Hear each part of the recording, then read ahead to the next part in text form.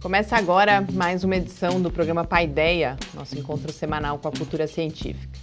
Hoje, na coluna Mídia e Ciência, a gente fala da Conferência do Clima, a COP23, que está acontecendo em Bonn, na Alemanha. Na entrevista, a nossa convidada de honra é a professora Ivone Primerano Mascarenhas, pioneira da ciência no Brasil, que recebeu recentemente um prêmio importante da União Internacional de Química Pura e Aplicada, a IUPAC. Fique com a gente.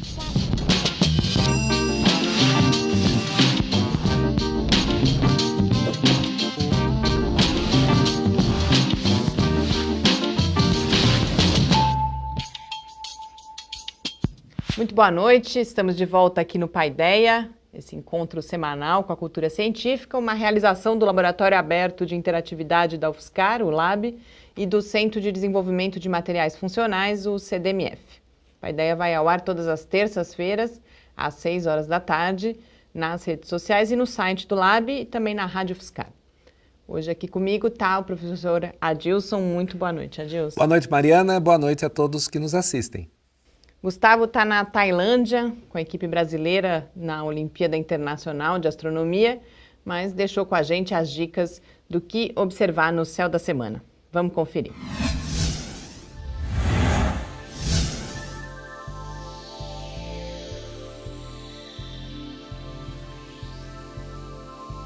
No começo da noite, podemos observar o planeta Mercúrio, visível ao entardecer no horizonte oeste, na constelação de Serpentário, até às 21 horas.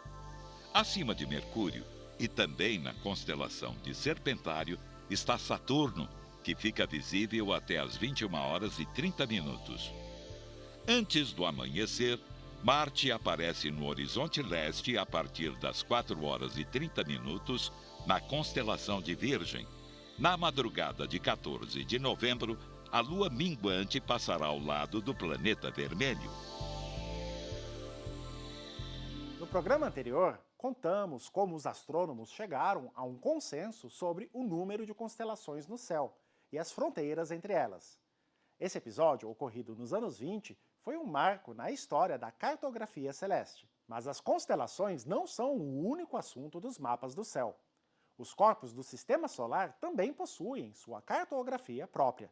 O astro com cartografia mais rica é a Lua, nosso satélite natural e vizinho mais próximo no espaço.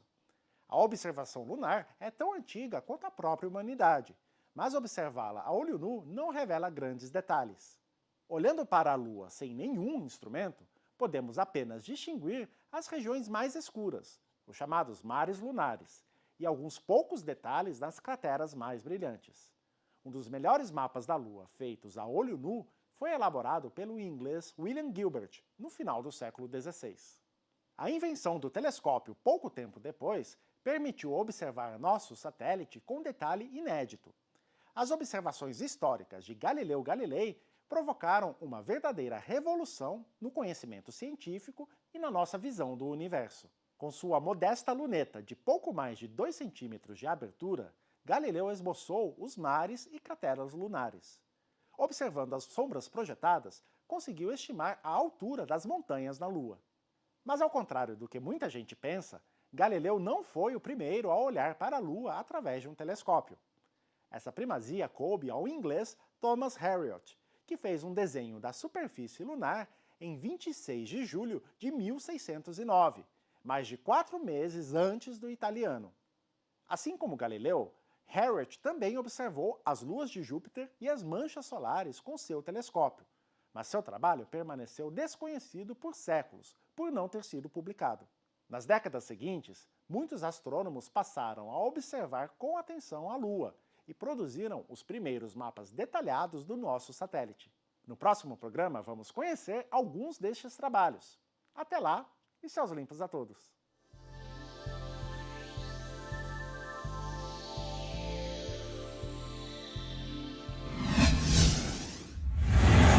Estamos de volta aqui no Paideia e mais uma vez aí temos a oportunidade de falar sobre o Galileu. Eu achei interessante essa questão da publicação do trabalho também. A gente fala tanto de publicação, mas desde aquela época quem não publicava acabava não tendo visibilidade, né, Adilson? Exatamente. O trabalho do Galileu, ele é pioneiro, não somente por essas observações, por essa cartografia que ele fez da Lua, né? Identificou montanhas, o que ele chamou na época de mares, ele imaginava que tinha água, encontrou crateras. Mas o Galileu foi até além, né? O Galileu, como era um matemático obcecado, a partir da sombra das montanhas da Lua, ele chegou a estimar a altitude de algumas dessas montanhas, e vendo que algumas delas são realmente muito grandes, maiores que as montanhas aqui na Terra, né? Então o Galileu, ele tinha esse olhar não somente de observador, mas também de tentar entender um pouquinho mais profundo. Daí o grande mérito do Galileu nessa questão da observação da Lua, né? Quando ele publica seu livro Mensageiro Sideral, ou Mensageiro das Estrelas, ele justamente apresenta um mapa bastante interessante da Lua. Porém, né, um outro astrônomo tinha feito esse trabalho antes, mas cansou, né? Não publicou. Mas uma outra coisa que eu estava pensando aqui enquanto você falava do Thomas Harriot é que mostra também um pouco para a gente essa questão de, a gente fala sempre de, a ciência não é um empreendimento individual, é um pouco a questão do espírito do tempo, também aquilo está latente ali porque as pessoas estão trabalhando. Eu acho que esse tipo de situação mostra um pouco isso também. Tudo bem, você tem gênio, sem dúvida nenhuma, Galileu era um grande gênio, Leonardo da Vinci, inclusive com essa diversidade de habilidades. Mas a gente vê também que é um conhecimento que vai sendo construído ali coletivamente, e a partir dessa construção coletiva, em alguns momentos você tem as quebras de paradigma, como aconteceu nesse momento, por exemplo, né? Eu acho que a diferença principal aí do Galileu é que ele não somente fez esse mapa, mas ele também começou a construir um modelo para o próprio universo. Ele vai ser, a partir dessas observações, não somente da Lua, mas dos planetas que ele faz nessa época, justamente ele começa a defender de maneira muito intensa a ideia do modelo heliocêntrico, que era uma coisa que se estava em discussão naquele ponto. E sem dúvida nenhuma, eu até costumo brincar com meus alunos de doutorado lá, que meus alunos fazem pós-graduação comigo, que enquanto vocês estão dormindo, com certeza tem um chinês, tem um indiano que está fazendo a mesma pesquisa que você está fazendo. Isso é verdade por causa que as ideias, elas não fluem apenas num único lugar, né? Porque está todo mundo olhando aquele momento, aquele ponto e vai as questões são as mesmas, de certa forma, exatamente. Né? E no caso particular do Galileu, a luneta já tinha sido inventada. É claro que, por exemplo, muitas pessoas apontaram a luneta para o céu antes do Galileu, né? Mas o grande mérito que o Galileu tem e o outro astrônomo é justamente de olhar aquilo e tentar interpretar, tentar dar um viés, tentar levar o conhecimento além, porque a simples observação poderiam admirar, etc., mas não... É só uma descrição, mas que não nos ajuda a compreender melhor o universo. Exatamente, exemplo, acho que né? aí que está o grande mérito dessa questão do cientista que olha além, né? Tem a ousadia de olhar além. É bastante interessante que nessa época, quando o Galileu chama as pessoas para olhar a Lua, as pessoas não acreditam na luneta. Fala, olha, como que um objeto, como que um instrumento pode ser mais preciso do que meus próprios olhos e do que minha própria mente? Como uma coisa que não é viva, é uma coisa material, é melhor do que o meu próprio olho. Então, isso a gente vê o próprio viés filosófico envolvido nisso, né? Hoje é muito comum, a gente adora usar os equipamentos para ampliar as imagens, para ver melhor, a gente quer câmeras com alta definição, microscópios, telescópios de grande porte, porque a gente sabe as limitações. Naquele momento, não.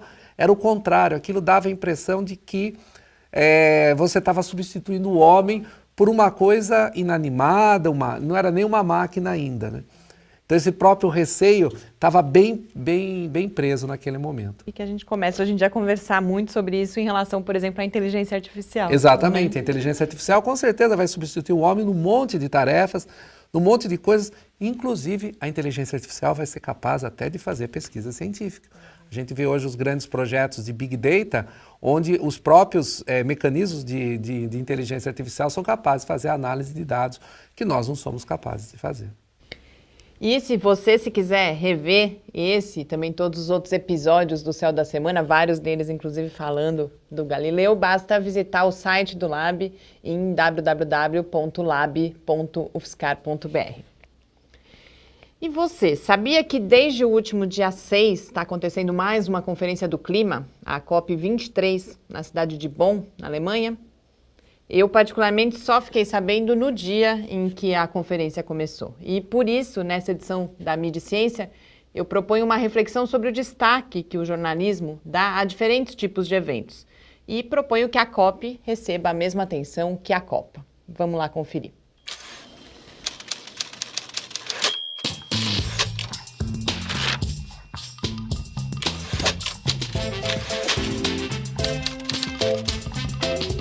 Eu começo essa nossa conversa aqui hoje registrando algo que talvez diga mais sobre mim do que sobre a mídia brasileira. Mas me marcou muito eu ficar sabendo da COP23, a Conferência do Clima, só no dia em que ela começou, na cidade de Bonn, na Alemanha, em 6 de novembro. Eu não descarto que posso ser eu a desinformada ou desatenta. Mas, embora eu tenha que confessar que as negociações sobre o clima não estão entre os meus principais interesses, por outro lado, eu entendo que eu sou uma leitora de notícias mais assídua do que a maior parte das pessoas. Mas, enfim, por que seria importante que essas notícias ou análises mais antigas sobre a conferência existissem? Bom, eu entendo que uma parte importante do combate às mudanças climáticas está na conscientização e no comprometimento da população. No caso específico das conferências e acordos globais, a pressão popular sobre os governantes é fundamental, não só para que as metas sejam cumpridas, mas também para que elas sejam, inclusive, ampliadas. Mas para que a gente esteja suficientemente informado e atento, pronto para desempenhar esse papel, não é suficiente a gente começar a prestar atenção às negociações só no dia em que elas começam e esquecê-las logo em seguida, voltando a pensar no assunto só na véspera da próxima conferência. Aí pode ser tarde demais. Quando a gente tem grandes eventos esportivos ou festas como o Oscar, a mídia começa a preparar a gente muito antes. E quando chega o dia D, todo mundo é especialista na escalação dos times de futebol, em detalhes da produção cinematográfica e, nos casos mais extremos, até mesmo no antes desconhecido curling. Eu desejo para as futuras conferências do clima, que vão passar por um momento importante no ano que vem, que elas recebam os mesmos holofotes desses eventos. Para que a gente possa ter um pouco mais de esperança e, principalmente, o sentimento de responsabilidade. Enquanto isso, eu recomendo que vocês acompanhem atentamente o noticiário nos próximos dias, quando a gente ainda deve ter várias oportunidades de se informar sobre o andamento das pesquisas e das ações de combate às mudanças climáticas. As dicas de leitura estão lá no site do Lab. Na semana que passou, também foram publicados 2 estudos sobre consumo de mídia que, em certa medida, estão relacionados à discussão que eu propus aqui hoje. Um deles, feito pelo Instituto Reuters, junto com a Universidade de Oxford, enfatiza a questão da confiança, ou melhor, da perda de confiança na mídia em tempos de fake news. Em sua análise, a editora Melissa Bell aponta que os veículos de mídia deixaram de ser caçadores da verdade para serem detentores, donos da verdade, impondo sobre o público a sua avaliação sobre o que é importante saber. Para mudar essa situação, para a mídia voltar a ser confiável, Melissa Bell sugere que os veículos tentem responder a seguinte pergunta: como podemos ajudar o público a buscar conhecimento, em vez de simplesmente publicarmos informações? Talvez um caminho seja apoiar melhor os leitores, ouvintes, os espectadores na reflexão sobre questões que são essenciais à sua existência, como são as questões climáticas. Boas leituras, um bom feriado e uma ótima semana.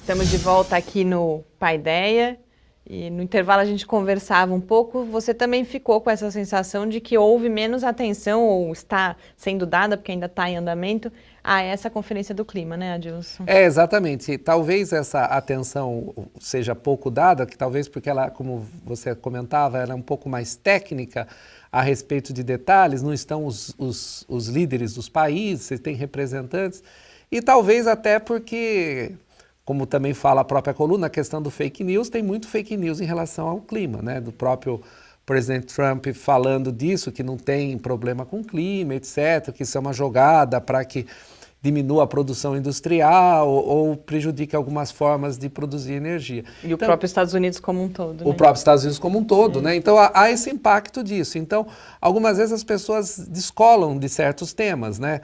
A mesma coisa, há 2 anos atrás, nós estávamos muito preocupados com Zika, com o problema do Aedes aegypti, etc. Como esse ano não teve muitos casos por causa do próprio ciclo do mosquito, parece que não tem mais problema, está tudo resolvido. Talvez em janeiro a gente novamente tope com isso, sendo problemático. Então isso é uma coisa muito comum. Parece que a mídia muitas vezes só está interessada naquilo que está acontecendo de forma impactante naquele momento, né? E perde a oportunidade, como essa questão do clima, né? Que é uma questão de fundamental importância para todos nós que vivemos nesse planeta aqui, aproveitar e discutir um pouco sobre isso.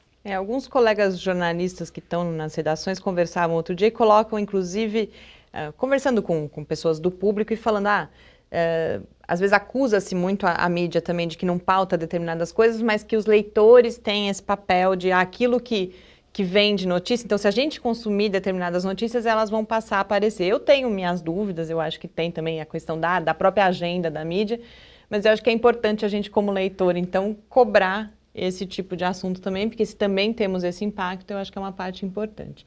E essa questão das fake news, o estudo que eu menciono do Instituto Reuters é muito interessante, porque eles apontam 2 coisas que eles colocam como surpreendentes. Uma que a questão da desconfiança na mídia, ela é sim turbinada de certa forma por essa onda de fake news, mas eles colocam também que a polarização política em que a gente vive em vários países hoje, aqui no Brasil é um caso, Estados Unidos também, diminui a confiança na mídia, porque começa a aparecer essa questão dos 2 lados. Mas o mais importante é que eles falam, bom, há uma desconfiança, há uma ideia de que a mídia é enviesada, mas eles mostram que ainda, e principalmente outra coisa, que as redes sociais são um filtro, uma bolha, né? Que a gente fica vendo só o nosso ponto de vista. Mas a pesquisa mostra que ainda assim, as pessoas que têm acesso às redes sociais, que consomem notícias na rede social, são mais bem informadas do que as que não fazem isso. Então, eu coloco isso para reforçar, eu sempre entendi e continuo defendendo que a mídia tem um papel fundamental para que essas informações cheguem às pessoas e, como eu coloco, da Conferência do Clima, para que as pessoas exijam mais comprometimento dos seus governantes e se sintam mais comprometidas com isso também. Né? É claro que sempre tem um viés comercial, né? Muitas vezes a mídia ela pauta aquilo que as pessoas querem ouvir, mas em alguns momentos como papel, como uma instituição, né? Eu acho que a questão do próprio jornalismo, da própria imprensa, ela é uma instituição que ela tem um papel muito importante de ser um fiscalizador também da sociedade, quando ela apresenta os fatos, as versões. Eu acho que isso é importante. Se a gente só apresentar o que as pessoas querem, a gente não avança muito. Esse papel é fundamental. E o que as pessoas querem depende muito também do que elas conhecem. Então, se a gente oferece mais coisa, talvez as pessoas passem a querer esse tipo de assunto. Né? A gente vê exatamente a questão das editorias de ciência, que muitas vezes estão minúsculas, principalmente nos jornais impressos, justamente porque parece que a ciência não é uma coisa que interessa. Mas quando você faz percepção pública de ciência, você vê que a população tem interesse de saber sobre o trabalho do cientista, o trabalho do pesquisador, e até a própria confiança que tem quando um pesquisador dá uma informação. Isso é muito interessante. Né? Nas últimas pesquisas mostram que o cientista é uma das pessoas nos quais né? que mais tem credibilidade para a população em geral. Bom, e agora para a gente encerrar esse primeiro bloco, a gente vai conhecer as pesquisas do professor Marcelo de Bello Cioff, que é do Departamento de Genética e Evolução aqui da UFSCar. Pesquisas são com peixes de água doce. E em seguida a gente volta para a nossa entrevista muito especial de hoje com a professora Ivone Mascarenhas. Até já! Olá, meu nome é Marcelo de Bello Cioff, eu sou docente do Departamento de Genética e Evolução aqui da Universidade Federal de São Carlos, no campus de São Carlos, e atualmente eu coordeno o laboratório de citogenética de peixes. O nosso laboratório ele é um dos mais antigos na nossa área de pesquisa no Brasil, tendo iniciado as suas atividades na década de 70, e atualmente ele é formado por alunos de iniciação científica, de mestrado, de doutorado, pós-doutorado e pesquisadores estrangeiros. E o nosso foco de pesquisa são os peixes de água doce.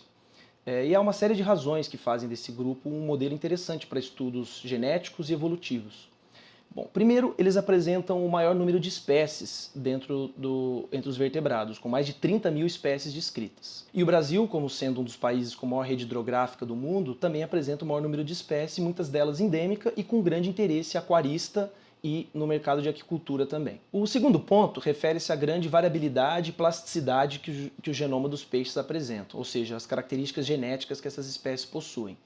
Dado o grande número de espécies e a necessidade delas se adaptarem aos diferentes ambientes que elas ocupam, existem inúmeras adaptações morfológicas, fisiológicas e ecológicas, e os aspectos genéticos servem como base para todas essas variações. E, por fim, os peixes estão confinados aos rios e lagos que são de ocorrência, ou seja, eles têm uma capacidade de dispersão muito limitada. Portanto, a evolução de muitos grupos está intimamente associada à evolução geológica da Terra. Os nossos estudos têm se focado num aspecto particular do genoma, que são os cromossomos. Os cromossomos eles representam o estágio de compactação do DNA, estão presentes em todas as células e são visualizáveis durante a divisão celular. Cada espécie apresenta uma característica cromossômica particular.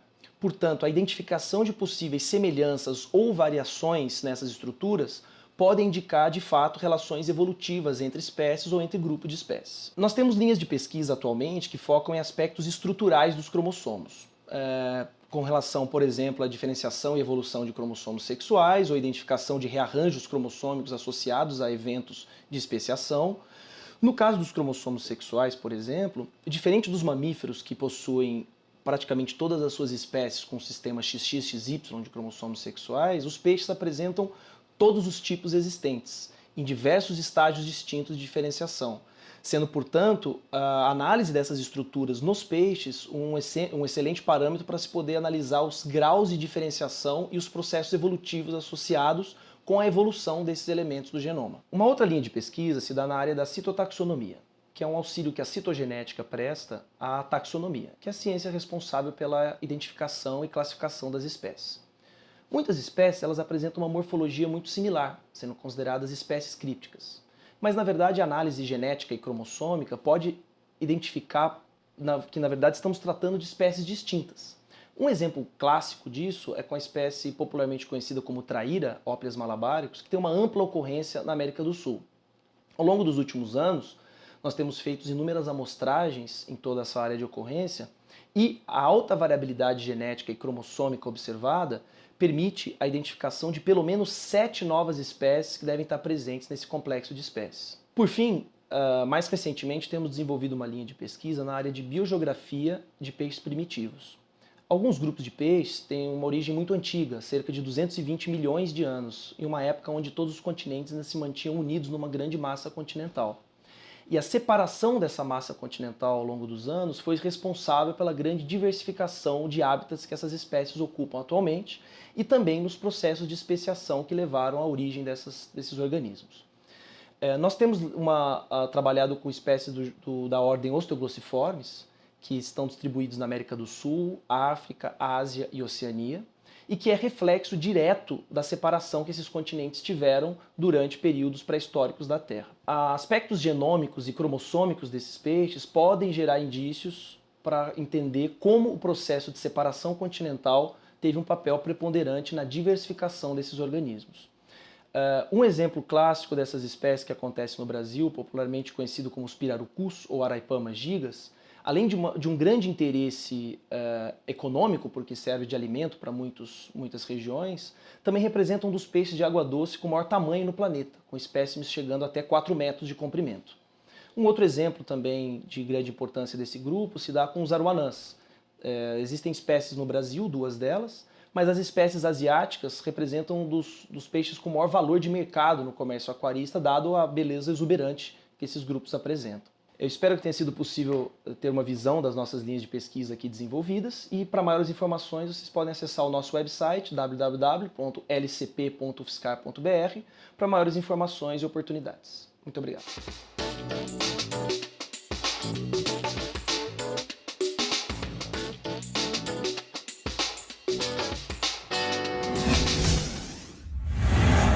Estamos de volta aqui no Paideia e já com a presença ilustre da professora Ivone Primeirano Mascarenhas, que é professora titular do Instituto de Física de São Carlos, da USP. uma das pioneiras da ciência no Brasil e até hoje pesquisadora e educadora com grande influência. A professora Ivone recentemente foi agraciada pela IUPAC, a União Internacional de Química Pura e Aplicada, o que só aumenta a nossa honra em poder recebê-la aqui hoje. Muito obrigada, professora Ivone. E eu queria que a gente começasse falando justamente do prêmio que a senhora recebeu. A senhora foi uma das 12 mulheres premiadas, a única representante da América Latina. Como foi receber esse prêmio nesse momento? Olha, o prêmio para mim foi uma grande honra, né?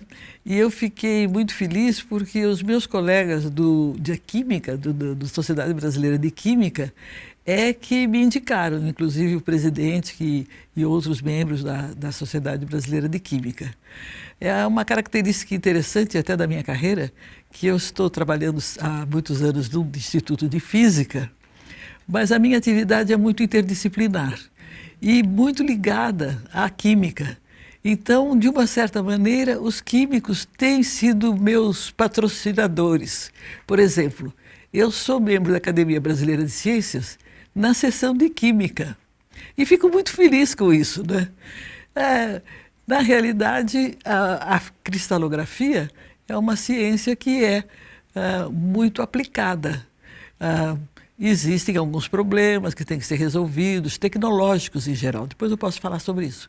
Mas eu não trato dos problemas fundamentais da física. Então, os físicos, naturalmente, se empolgam mais, né, com esses grandes problemas que muitos ainda estão em aberto. E eu acho que eles me aceitam também, mas não é com aquele entusiasmo dos químicos que ficam muito felizes quando vem o resultado cristalográfico dos seus compostos que sintetizaram ou que extraíram dos produtos vegetais ou animais. Então, foi para mim uma grande satisfação, um reconhecimento muito que me orgulhou muito, e na própria sessão eu achei muito interessante os aplausos vigorosos, assim, que eu me senti como se eu fosse uma grande estrela mesmo, né? Que isso daí é uma questão quase que de afetividade, que todas essas pessoas sempre me trataram muitíssimo bem, e a Sociedade Brasileira de Química eu sempre fui sócia e sempre foi um lugar em que eu me senti muito à vontade. E é um prêmio que ele é destinado às mulheres pela sua contribuição, né, à ciência, e a senhora se formou em Física e em Química justamente num momento em que eu imagino que essas carreiras que ainda hoje têm uma preponderância de homens, isso mudou muito, mas que imagino que naquela época fossem quase que exclusivamente masculinas. Como foi isso? A senhora enfrentou dificuldades não só naquele momento, mas ao longo da sua carreira por ser mulher? Como que isso foi se transformando, inclusive, ao longo do tempo? Olha, na química e na biologia, já desde aquela época havia muitas mulheres. E gradualmente o número, a percentagem de mulheres está sempre aumentando muito, né? A física, realmente, em geral, tem menos mulheres. Eu não sei exatamente caracterizar por quê, porque já houve várias mulheres que fizeram um desempenho muito importante em física. E apesar de que mesmo essas que foram muito importantes, muitas vezes não foram assim tão bem aceitas, né? Valorizadas também pelo seu trabalho, pela própria comunidade, né? Então não é muito, não é comum elas serem muito bem aceitas. Mas gradualmente essa interação foi se intensificando. E hoje em dia muitas mulheres são muito respeitadas dentro da comunidade, mesmo na comunidade física. Mas, como você tem razão, ainda são uma minoria. E são uma minoria principalmente a nível decisório. Existem muitas mulheres trabalhando em física, mas se você vai olhar o Comitê Assessor de Física do CNPq ou qualquer coisa de física de qualquer entidade, o Clube do Bolinha, como o próprio Lula já falou, é uma realidade. Então, talvez porque, como todas essas áreas são muito dominadas por homens, existe um sistema que prevalece em muitos países até, em que se você faz parte de um conselho, você indica os seus substitutos praticamente. E os homens se dão mais com os homens. Eu acho que é uma coisa natural, né? E mesmo na vida comum, é muito comum os homens se juntarem para ir assistir futebol ou ir para tomar cerveja num bar. Dificilmente eles convidam uma mulher para participar desse clube, né? Então isso se estende para as influências. Então acho que raramente uma mulher é lembrada dentro da área de física. Mas na área de química já existem muitas mulheres ocupando essas posições de destaque. Então, há diferenças então, entre essas duas áreas. Então essa coisa está mesmo ainda carente das mulheres assumirem mais de liderança dentro da área de física. Mas gradualmente eu acho que isso está acontecendo. A senhora, quando veio para São Carlos há 60 anos atrás, né, 61 anos já aqui em São Carlos, né, a senhora já veio para cá e começou essa área de cristalografia, né, de uma forma assim, naquele momento, com bastante falta de recursos, uma maneira pouco precária, e depois tudo isso se transformou numa escola, né? Eu acho que o importante, né, é o legado que as pessoas deixam, né? Se a senhora pudesse comentar um pouquinho desse início, que muitas vezes as pessoas falam das dificuldades de começar a pesquisa, mas há tempos atrás, 60 anos atrás, era muito mais difícil do que os dias de hoje. De fato. Mas era difícil para todos, né? Tanto é que no Rio de Janeiro, eu sou paulista, mas passei a minha adolescência e juventude no Rio. Casei no Rio com um carioca, aliás. Então, naquele tempo, as próprias pesquisas experimentais que se faziam no Brasil eram relativamente modestas em termos de instrumentação, né? O professor Costa Ribeiro, com quem nós trabalhávamos, e o professor Grosso, com quem nós trabalhávamos também, eles trabalhavam em propriedades elétricas, de dielétricos, de isolantes. E isso daí exige medidas muito cuidadosas, mas que não exigiam, naquele tempo, grandes equipamentos. Era mais uma questão de você fazer as medidas com muito critério, né? Levando em conta todos os fatores que interferiam e tal. Tanto é que quando nós viemos para São Carlos, o professor Costa Ribeiro doou para nós um eletrômetro Wolf, que é talvez o eletrômetro mais simples que existe, né? Mas que, se bem trabalhado, pode permitir fazer medidas de surgimento de cargas elétricas bem pequenas, com uma série de cuidados. Mas, quando a gente chegou aqui, então o Sérgio já trazia essa... E eu também já tinha trabalhado com o Costa Ribeiro. Bom, a diferença principal que aconteceu quando nós chegamos aqui foi que nos encontramos no laboratório, que não tinha nada, tinha um gerador de raio-x médico. Então, esse gerador de raio-x médico não servia para nós, era só para radiologia. Ou o físico que veio antes queria fazer ação de radiação em, provavelmente, insetos ou animais muito pequenos. E por isso que ele adquiriu esse equipamento. Mas o Sérgio conseguiu, conversando com a Philips, com o pessoal da Philips, trocar esse gerador por um gerador próprio para difração de raio-x. Por que nós precisávamos disso?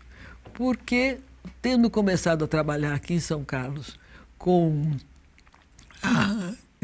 em vez de dielétricos policristalinos, com dielétricos monocristalinos, era muito importante orientar os cristais. Então, como teve essa possibilidade de ter o difratômetro, eu comecei a me interessar mais por essa área. E o Sérgio mais nas medidas físicas, e eu mais na caracterização dos cristais. E aí aquilo foi me apaixonando, né? Aliás, eu já gostava da área desde o Rio, que tive um bom curso de cristalografia lá, né? Não saiu do nada. Saiu de um bom professor que deu um curso brilhante, tinha acabado de voltar dos Estados Unidos, de um doutoramento no MIT. Então ele veio com muito entusiasmo e aquelas primeiras turmas com que ele trabalhou, saiu algumas pessoas que se interessavam pela área. Então, eu posso dizer isso, que no Brasil, naquela época, a pesquisa importante era toda voltada para a física nuclear. O que é uma coisa muito razoável, porque tinha havido a bomba atômica, por exemplo, o César Lattes já estava começando a trabalhar também nessas coisas, os físicos que existiam no Rio e em São Paulo também. O CBPE foi criado para isso? Foi também? criado para isso. Né? Então, eles eram, e tinha os teóricos, porque a teoria sempre pode se desenvolver, sem precisar das grandes máquinas. Então, praticamente nunca houve nenhuma grande máquina para física nuclear no Brasil. Houve algumas tentativas frustradas. A única primeira grande máquina que existiu no Brasil foi o síncrotron, que está no laboratório do CNPq, né, no Laboratório Nacional, e que, a rigor, ele não é mais para física nuclear.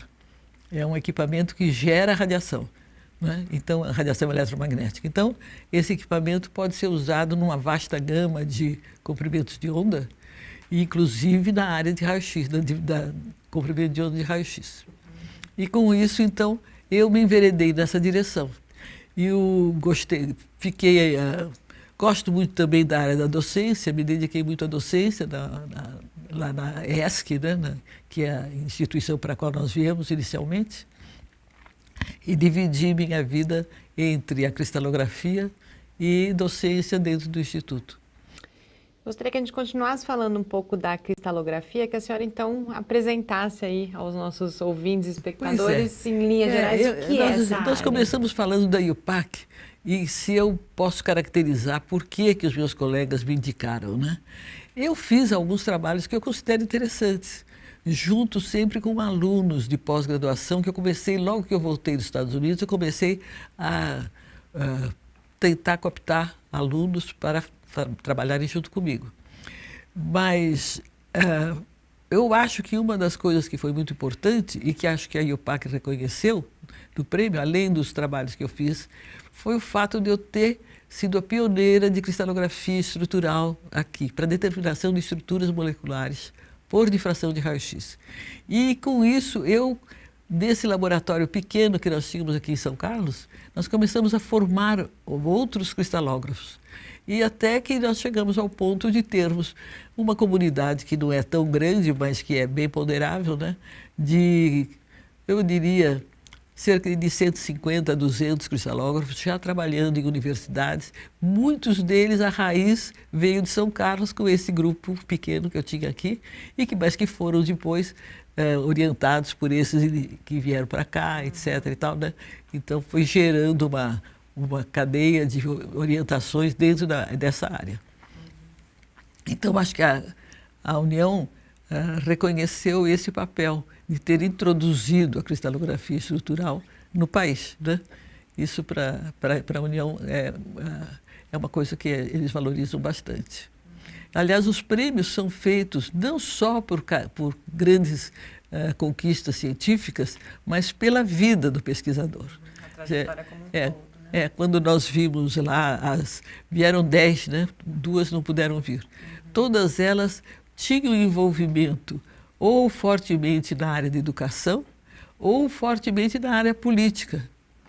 Entende? Que eram cristalógrafos, né? Mas que tinham também um envolvimento na área política, que eu acho que isso é muito importante também de mencionar. E, no meu caso, a política era uma política dentro da formação de cristalógrafos. Naturalmente, com a raiz que a gente sempre tem de querer a justiça social, tudo isso. Agora, tem outras que realmente se envolveram em grandes programas para estabelecer a paz, principalmente no Oriente Médio, por exemplo, né? A representante de Israel é uma mulher muito ativa, voltada para o problema da situação terrível que existe até agora lá no Oriente Médio, entre palestinos e judeus. E a senhora, tantos anos depois, continua pesquisando, publicando, formando pessoas. Aqui, antes do programa, falava de uma orientação com alunos, inclusive de iniciação científica.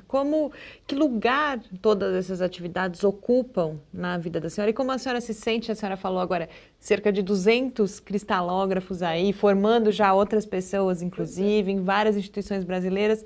Como que a senhora sente isso? E que lugar que essa produção de conhecimento ocupa? Eu na acho vida? que essa é uma coisa que me gratifica muito. Eu ter encontrado pessoas com interesse científico forte e que se voltaram para essa área, que é uma área muito útil, muito importante para o país. Tanto é que, se você pensar que os síncrotrons são construídos principalmente para quê? Quando você vai ver, os químicos querem saber a estrutura molecular. No fim, acaba afunilando para técnicas ou espectroscópicas ou de difração de raio-x, né? E é tão importante saber bem uma estrutura molecular, toda a configuração da molécula, átomo por átomo, para entender como ela atua, né? Então, isso é importante para todas as áreas biológicas, a área de química orgânica, a área de química inorgânica, complexos, a área de polímeros em geral. Envolve praticamente todas as áreas, e essas áreas têm as consequências dos produtos que elas podem melhorar na indústria farmacêutica, na indústria têxtil, todas as indústrias. Então, os cristalógrafos muitas vezes estão trabalhando em coisas que você olha, mas isso é cristalografia? Estão trabalhando no material que eles querem melhorar alguma propriedade. Por exemplo, existe da Federal aqui, né, um grupo muito forte que se dedica a cerâmicas. Eles precisam muito de informação cristalográfica dentro das cerâmicas. Existe um outro grupo que eu até participei mais ativamente, de ferroelétricos, com o professor Eiras. Eles precisam muito saber, quando eles modificam o material ferroelétrico, o que aconteceu de fato, estruturalmente. E isso daí, durante um certo tempo, foi a minha parte de colaboração no projeto temático, que eles acho que até mantêm ainda um projeto temático. Então, eu acho que é incrivelmente importante, né? Eu recebi esta semana pessoas de uma indústria farmacêutica que estavam querendo, aliás, querendo entender melhor um fármaco, se ele tem transições de fase, se ele tem polimorfo, se não tem, e isso para poder produzir ou gerar um fármaco que seja confiável, que tenha, enfim, que tenha suas propriedades bem garantidas, né? Que não sofra deterioração com o tempo, que não estrague, ou pelo menos se estragar, quanto tempo de validade ele terá, né? A senhora falava da questão desse trabalho interdisciplinar, né? Principalmente a sua formação, né? Que envolve química e física, trabalha junto. Muitas vezes, né, a gente tem colegas nossos que têm dificuldade de ver que quão importante é essa colaboração e quanto ela pode ser gratificante, inclusive para a formação dos estudantes, né? Eles poderem viver o melhor dos dois mundos, né? E aproveitar nisso, né? Então, se a senhora pudesse comentar um pouco, qual é, imaginando todas essas pessoas que foram formadas ao longo do tempo, muitos deles são físicos, outros são químicos, etc. Tal. O quantos, a senhora falou assim, algo em torno de 100 e poucos cristalógrafos que mais ou menos passaram aqui por São Carlos. Numa segunda geração Sim, de formação, isso. né? Eu não lidei com 150, Não, eu diria talvez uns 20. Isso. Mas Foram formando cada os 20 outros, teve né? seus estudantes, Isso. e assim foi. Então, e tem essa, ou seja, mas tem esse ponto inicial com a senhora, né? Então, se a gente imaginar o alcance que tem esse trabalho e o quão importante foi, talvez, naquele momento, vir aqui para São Carlos, uma cidade que não tinha grandes recursos, né? Totalmente diferente do que são nos dias de hoje, e começar com uma pesquisa fundamental, bem básica, e quantos desdobramentos ela tem ao longo do tempo. Eu acho que a vida, ela às vezes tem uns acasos que são incríveis, né? Por exemplo, o fato de nós termos encontrado em São Carlos um aparelho de raio-x que não nos servia, mas que pudemos trocar por outro sem custo, né? Inclusive, até uma coisa muito engraçada, que eu sempre conto, que um tubo de raio-x tem um anodo que é bombardeado por elétrons. E então, ele esquenta. Se você não tiver um sistema de refrigeração que vá refrigerar esse anodo, ele estraga na mesma hora. Ligou, já vai queimar. Então, o que aconteceu? Nos deram o gerador sem o cooler, digamos, sem o sistema de refrigeração. Então, como é que nós resolvemos o problema? Compramos um tambor desses de óleo que deve ter uns sei lá, 200 litros, coisa assim, e pusemos uma bomba, que essa bomba com os caninhos, né, entrava lá no tubo de raio-x, refrigerava. Mas refrigerava como? Nós íamos na fábrica de gelo, comprávamos umas 4, 5 pedras e jogávamos ali dentro daquela água, no banho, né? Conforme a gente via que o gelo ia derretendo e tal, alguém pegava o carro e ia correndo lá na fábrica de gelo e trazia mais gelo. E funcionou. Fizemos coisas assim interessantes naquele início, né? Com uma coisa tão primitiva. Não tínhamos câmaras, tinha uma pequena oficina. Então, as câmaras mais simples que pode existir é uma câmara de Laue, que, aliás, o von Laue foi que fez a primeira experiência de difração de raio-x. É muito simples. Você precisa ter um colimador para colimar o feixe, bate no cristal, sai os feixes difratados. E tem que ter uma fotografia, um filme. Foi assim que o Laue fez. Nós fazíamos assim também aqui, não é? Quase 50 anos depois do Laue, porque o Laue fez isso em 1912. Nós, em 1956, 57, 58, fazíamos ainda assim. Construímos o colimador numa oficina que tinha aí uns técnicos muito devotados, que foram primordiais. Construímos uma placa que você põe o filme dentro e a gente não fica esperando que a gente possa comprar todas as coisas. Professora Ivone, justamente a senhora coloca esse momento inicial em que, inclusive, a falta de recursos, como falava o professor Adilson, precisou ser combatida, improvisada com criatividade. A gente vive agora um momento muito diferente, claro, da ciência brasileira, mas que os recursos estão ficando cada vez mais escassos, começa-se a falar de problemas que a gente deve demorar muitos anos, inclusive, para superar, se concretizar todos esses cortes, se continuarem, né, esses cortes que já estão acontecendo. Dá para resolver só com criatividade? Quais são os impactos que a gente vai sofrer agora com esse cenário que a gente está vivendo? Bom, eu acredito que a criatividade é sempre muito importante, né?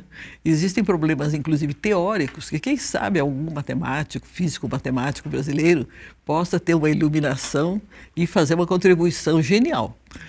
Mas isso não é nada fácil. Isso daí tem, atrás desses grandes problemas, nós temos grupos enormes no exterior tentando resolver. Mas ninguém diria que não poderia, né? Aquela criatividade puramente intelectual. Mas hoje em dia, mesmo as coisas que a gente pensa que são criatividades puramente intelectuais, exigem muito cálculo. Então, vai esbarrar um pouco na barreira da computação. Se a pessoa tiver bons contatos do exterior, ela se libera da necessidade de ter os recursos brasileiros, porque ela se incorpora num grupo lá no exterior. E ele passa a trabalhar em conjunto, às vezes com 40, 50 cientistas. Então, esse tipo de coisa pode acontecer. E está acontecendo, de fato. Nós temos muitos cientistas brasileiros que trabalham no Brasil, mas vão frequentemente a grandes laboratórios no exterior e grandes centros onde eles podem desenvolver as suas ideias em colaboração com os cientistas do exterior. Mas se você quer fazer a pesquisa no Brasil, o estado de São Paulo, eu diria que, como sempre, é uma bolha dentro da realidade brasileira. E isso daí tem provocado resultados muito bons para pesquisadores de fora do estado de São Paulo, que às vezes vêm para cá fazer mestrado, doutorado, voltam para os seus estados. Alguns nem voltam, mas muitos voltam. E aí é que a coisa esbarra, né? Se você não tem mesmo nenhum financiamento, porque você pode ter pouco financiamento, mas que você saiba que você tem. Aquilo vai ser aquele orçamento vai ser cumprido, que é o que acontece com a FAPESP. E embora ela tenha sofrido cortes também, cortes, aliás, muitas vezes decorrentes do próprio decréscimo do ICMS, porque é um percentual do ICMS. Alguma intervenção que a gente não gosta muito, também o governo fez aí, que a gente, enfim, não está muito de acordo. Mas, de qualquer maneira, existe um programa contínuo. E se a FAPESP tiver gente boa que vá planejar, selecionar as áreas que devem ser apoiadas com muita realidade, eu acho que dentro do estado de São Paulo, como estou dizendo, é uma bolha que nós podemos ter. Mas no resto do país está um estado lamentável. Isso não vem de hoje, vem se acumulando por vários anos. Então a recuperação vai ser complicado, né? Porque você vai ter que... Tem laboratórios que estão, por exemplo, com equipamentos danificados, que não podem ser recuperados, que não há dinheiro, ou que precisam ser modernizados, porque a tecnologia evolui muito depressa. Uma coisa que era boa há 10 anos atrás, já não serve mais agora. Então você tem que acompanhar a evolução tecnológica até nos equipamentos, nos sistemas computacionais, tudo isso.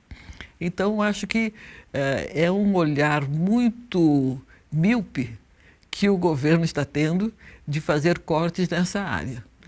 Porque eu não tenho números aqui, eu assisti uma palestra interessante da Roda Viva, a última sexta-feira, que é segunda-feira, e que alguns dos participantes, principalmente o Brito, tinham os números na cabeça, né?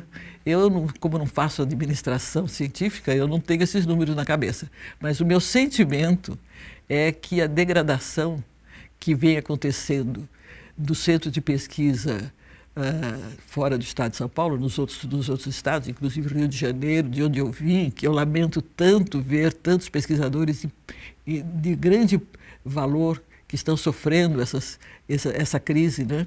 E os seus alunos, que estão, alguns se formando até bem, outros entram num projeto sanduíche, que é uma salvação, porque você está aqui com uma situação meio difícil, você manda o seu estudante passar às vezes até um ano lá fazendo sanduíche e volta. Se ele voltar e encontrar boas condições aqui, nós teremos condições de segurá-lo no país. Mas se ele não tiver condições mínimas para poder trabalhar aqui no Brasil, é quase que certo que os melhores, inclusive, serão cooptados facilmente pelos Estados Unidos, pela Europa, até pelo Japão e pela China, porque embora eles tenham muito bons cientistas lá, eles estão ávidos por gente boa e principalmente a nível de pós-doc. As cabeças das pessoas é o maior patrimônio que um país pode ter. Exatamente. Na realidade, se você for nos Estados Unidos e você entrar em qualquer laboratório, eu, por exemplo, o laboratório que eu fui em 1960, não foi agora, tinha um aluno de doutoramento americano. Eram indianos, japoneses, uma brasileira, tinha uma moça da Espanha, tinha uma de Portugal, tinha uma do Irã, né? Então, a comunidade científica americana vive muito à custa de bons estudantes. Hoje em dia, naquele tempo nem tinha tanto tal do pós-doc, em 60. Agora é que tem. Hoje em dia, os grandes lugares nem querem mais fazer muito estudante de pós-graduação. Eles querem captar os pós-docs. E é facílimo. Qualquer um de nós sabe de alguns estudantes brilhantes que estão por lá e que não pensam nem em voltar diante da situação que nós temos aqui. Alguns vão com recursos brasileiros, né? Que aí então a gente fica assim pensando, mas como é que fica? Né? Se ele tivesse feito isso daqui lá nos Estados Unidos, ele teria uma dívida com algum banco, ele teria que pagar. Aqui ele recurso fundo perdido, né? Então não vai, passa lá vivendo à custa do CNPq ou da FAPESP e depois resolve que não volta, que é uma coisa que eu considero simplesmente incompreensível. Ele teria que devolver pelo menos o recurso que foi empatado na formação dele. Mas isso não existe aqui no Brasil. Devia ser uma cobrança pela Interpol até. Eu acho. Lamento muito dizer. Não é porque você não tem condições aqui que você não pode vir dar a sua contribuição da melhor forma possível. Agora, se você usufruiu de bolsa, foi para lá, fez todo o seu curso de graça, graduação, mestrado, doutoramento, pós-doc, e ainda consegue um emprego nos Estados Unidos, ele tem que devolver esse dinheiro. Não tem outro jeito. Mas é que ninguém assinou uma promissória, né? É o direito da educação, tem direito para a educação, para fazer o progresso do país. Para mim é esse o direito. Da hora que você foge dessa obrigação, é porque é uma coisa que até na nossa Constituição, cheio de direitos. E as obrigações? Acho que não está na Constituição, tá? Eu não acho que, pelo menos na de 88 não está, não sei se nas outras estavam.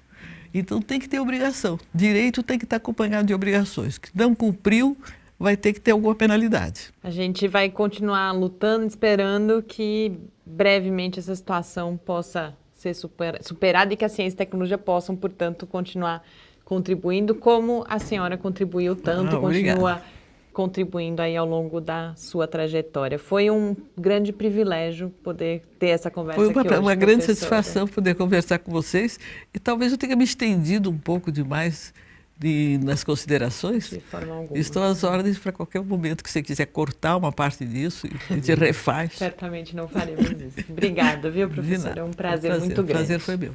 E esse Paideia fica, então, por aqui. A gente volta na próxima terça-feira, às 6 horas da tarde. Enquanto isso, nos acompanhe aí nas redes sociais e no site do Lab. Muito boa noite. Uma boa noite a todos. Boa noite.